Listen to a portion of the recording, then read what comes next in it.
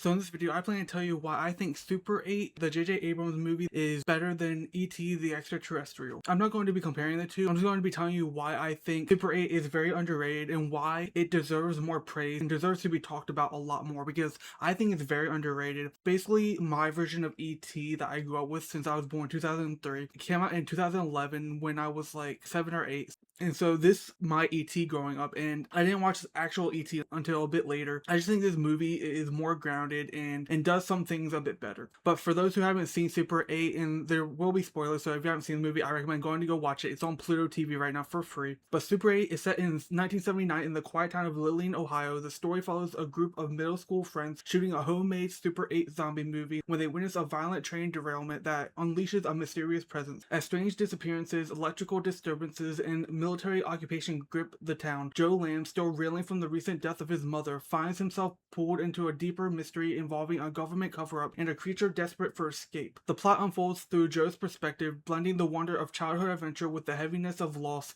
His growing bond with Alice Daynard, whose father indirectly caused the accident that killed Joe's mother, adds emotional complexity and tension to the unfolding events. Their relationship becomes the film's heartbeat, grounding the sci-fi spectacle in something intimate and human. Joe Lamb's grief is the film's emotional engine. His mother's death fractures his sense of safety, his relationship with his father, and his ability to articulate what he feels. Joe's quiet resilience contrasts with his father's avoidance and anger, showing two incompatible ways of coping with loss. The alien creature's own suffering from being held captive, experimented on, and isolated mirrors Joe's emotional imprisonment. The final encounter at the end becomes symbolic, with Joe's release of his mother's locket as a gesture of acceptance, allowing both him and the creature to move forward from their trauma and grief. The Super 8 camera is also more than a prop in the film. It's a metaphor for reclaiming control in a world where adults hide the truth. The kids use filmmaking to process trauma and to capture the evidence of something the military doesn't want the public to know about, turning the chaos into a narrative. The zombie movie becomes a parallel story with death, transformation, and survival. Filmmaking gives them agency as they document what adults deny and try to create meaning where the military tried to keep their operations under wraps, and they collaborate on the matter instead of obeying. Super 8's ensemble captures the awkward, hilarious, and heartfelt dynamics of a young friend group as the kids' loyalty is tested by danger, jealousy, and fear. The group coming together to make the film becomes a test for the group dynamic. And when I was younger and watching this film, I really enjoyed Joe and Alice's bond throughout the film, as the relationship is rooted in shared pain from Alice's guilt of her dad being responsible for Joe's mother's death, and it just adds emotional depth, showing how friendships can become a bridge out of grief and pain. Joe's empathy becomes the moral center of the film as well, as he sees the creature's pain before he sees it as a threat, echoing those same themes from E.T., seeing the creature not as an enemy, but as a victim to human cruelty, where its violence is the result of its trauma created by humans. The military throughout the film are responsible for the town's destruction, the lives lost, and failed repeatedly through denial, fear, and trying to take control of the situation, while the young teens succeed where the military fails through curiosity and working together. The whole point of the film is that empathy is the path to healing and to success, and the ones who lack empathy are the ones who are led into chaos and mass destruction. Joel Courtney as Joe Lamb is the film's emotional center, a grieving, awkward kid forced into maturity. Courtney's performance is great for his understated authenticity, and he carries scenes with quiet vulnerability rather than showy melodrama, which helps you get invested into the coming of age arc. And this movie was my introduction to Elle Fanning, where she plays Alice Daynard, where she emerges from Super 8 as a breakout presence. Her portrayal balances mystery, resilience, and tenderness, making Alice both an object of curiosity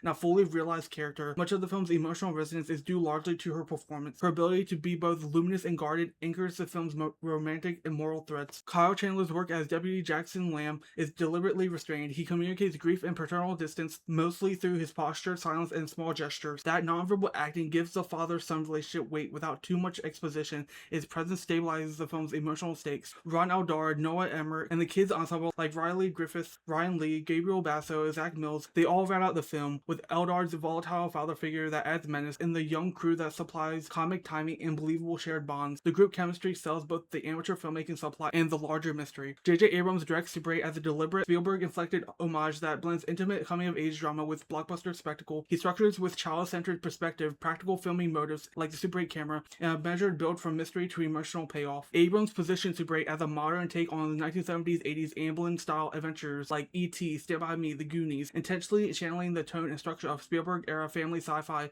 while keeping the story anchored in the kid's point of view. Abrams keeps the narrative rooted in the children's filmmaking project, while the Super 8 camera functions as both plot device and visual motive, letting you share the kids' curiosity and fear before the film expands into larger military and creature set-piece sequences. The film's 1979 setting, costumes, and props are used not as mere decoration but as emotional shorthand to give childhood summers and small town rhythms, reinforcing the coming of age arc. Abrams stages a slow burn opening focus on relationships and small scale stakes, then escalates to high stakes mystery and action, and this tonal shift is calibrated to preserve character empathy through spectacle. Cinematographer Larry Fung's framing, Michael Giacchino's score are integral to Abrams' direction, as the visuals and music are used to balance wonder and menace, supporting emotional beats as much as thrills. And by centering the kids who are themselves making a movie, Abrams layers meta commentary about storytelling, authorship, and the power of images. Then adding the father-son grief subplot gives the spectacle an emotional anchor that Abrams repeatedly returns to for intimate moments to prevent the film from becoming only effects driven. I know my account is mostly for horror films, but as a kid, and even when I watched this movie again in theaters like last month, I was surprised with how much this movie like had like subtle jump scares or like things that as a kid kind of like creeped me out. Like the alien monster kind of creeped me out, especially when they were down in the tunnels, like the few jump scares that they have with the alien. And also this movie, it gives that family movie type of tone until the train crash and you see the one scientist holding the gun up to the kids. I'm like, oh, this movie's about to get real. This movie is not for kids. And it gave that effect to me, like, should I be watching this? Or I really think this movie is underrated, and I gave it a 10 out of 10, an A++ on Letterboxd.